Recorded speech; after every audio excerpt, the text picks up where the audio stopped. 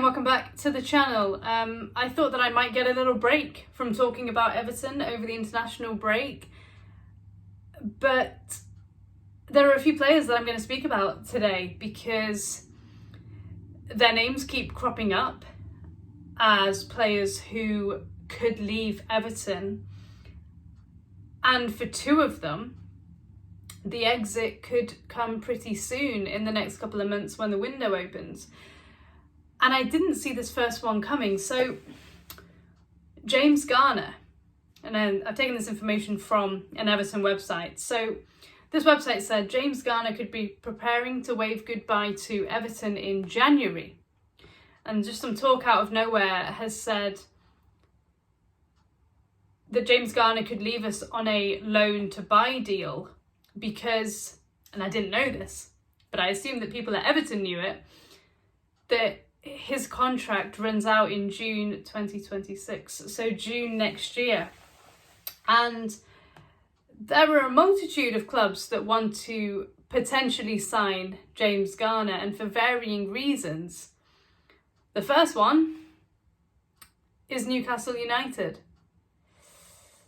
Apparently, scouts have been regularly checking on Garner, and he is on their transfer shortlist.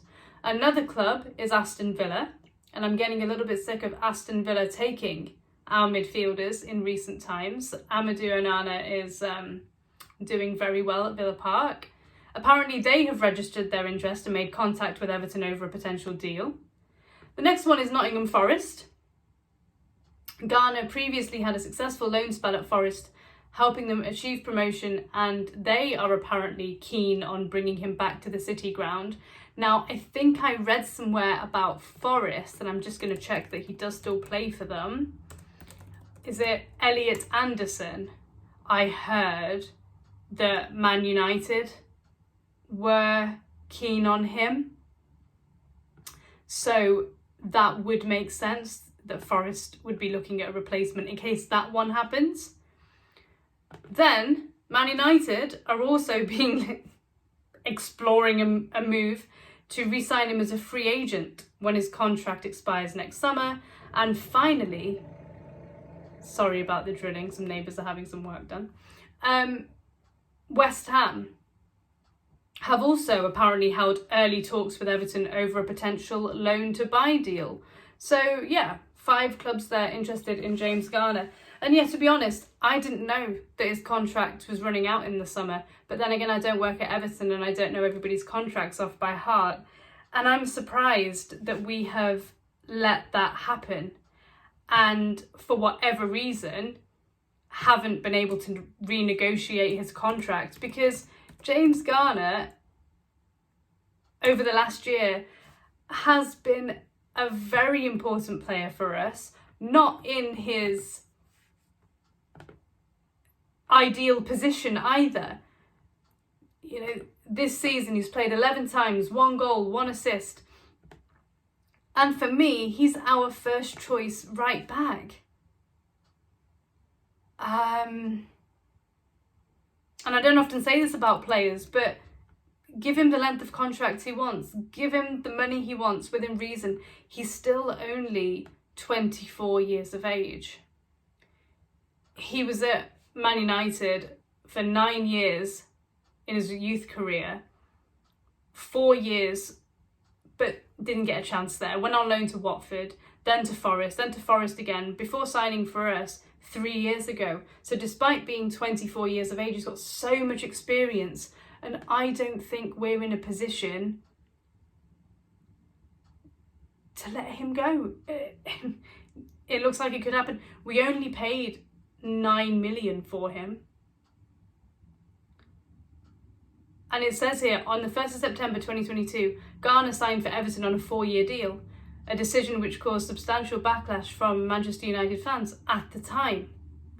And so, I mean, if he wants to move on, then there isn't much that we can do. If he wants a ridiculous amount that the Friedkin Group are not willing to pay, then obviously he will leave. And from January, he'll be able to negotiate with clubs himself, and his agent will, to sign in the summer. But he's not a player that I think we should be losing in January.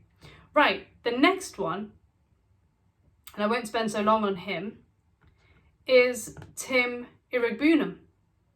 Is another one that's being spoken about potentially to exit the club, possibly a reunion with QPR down in the Championship where he spent some time on loan. And he has been a squad player for us, you know, is on the bench and cannot seem to play 90 minutes. And I'd probably describe Iroegbunam as a midfielder that if you can bring him on, you're 2-0 up at home, you can bring him on after 60 minutes, he'll do fine. But he isn't a midfielder like James Garner that can run for days and he can't play 90 minutes. But we need a squad. So again, I would hope that we're not going to let Iroegbunam go in January, because, you know, with just Garner, he is getting on now, and Iroegbunam will get game time. I think he's made 8 appearances this season. And I thought I'd save the worst one for last, and the one I absolutely do not want to see happen at all, especially in January. Iliman Ndiaye has been linked with Tottenham. Apparently they have made him a prime target for January.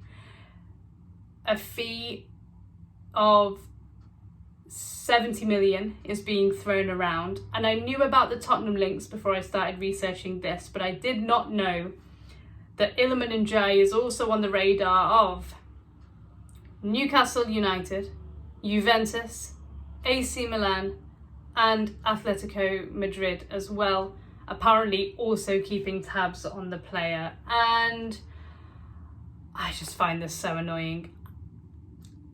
I've spoken in the last few weeks, in the last few reviews, when we played Spurs and when we played Man City, that Iliman Ndiaye was a level above for us and that I would wish him well whenever he gets that move.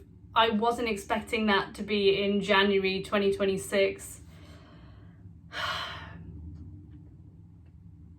And I was going to sit here and I was going to say things like, Everton should just say no, we need to build around Ndiaye.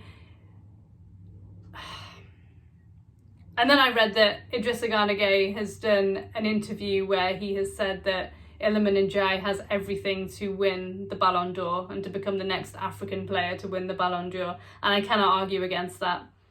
I just want us to stop losing our best players. But we are a selling club, and we have been a selling club. And whether it has been Anthony Gordon or Richarlison or Amadou Onana, Iliman Ndiaye will be the next one. I just really hope that it's not in January.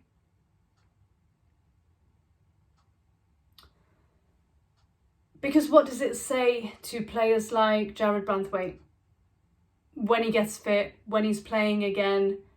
It says to Jarrad Branthwaite, get yourself fit, put some good performances in, and your move to Manchester City will come. But I think if Spurs, let's imagine that they really do want Iliman Ndiaye, let's say it's true, and let's say that they do want it to happen in January. They have a player that I would be willing, if this move has to happen, I'd be happy to see the player come the other way.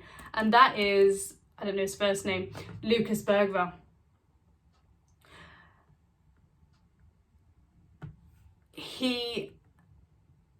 And this is maybe where the Iliman Ndiaye rumours are coming from. They've had James Maddison out. They've got Kudus out. He actually right now, Bergvall, is injured.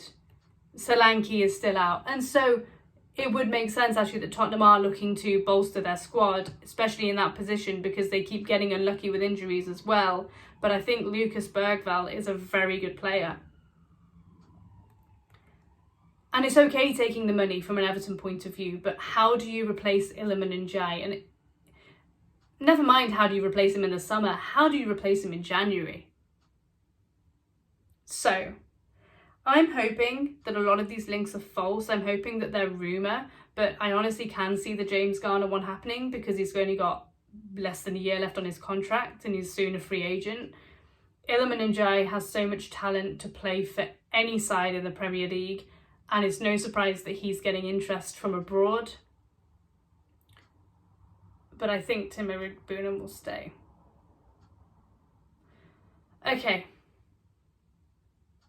Last season, by the way, Bergvall was voted as Tottenham Official Supporters Club Player of the Season, as well as in other membership clubs at Spurs. So I think he is a really good player.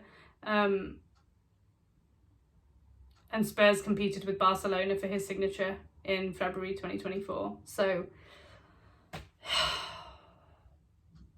if Ndiaye has to go, maybe money plus Bergvall. I don't know. Right. I'm going to leave it there. Sorry this is a bit longer than normal. Thank you for watching. Leave your thoughts below because I'm sure everyone's got their opinions on it. Bye.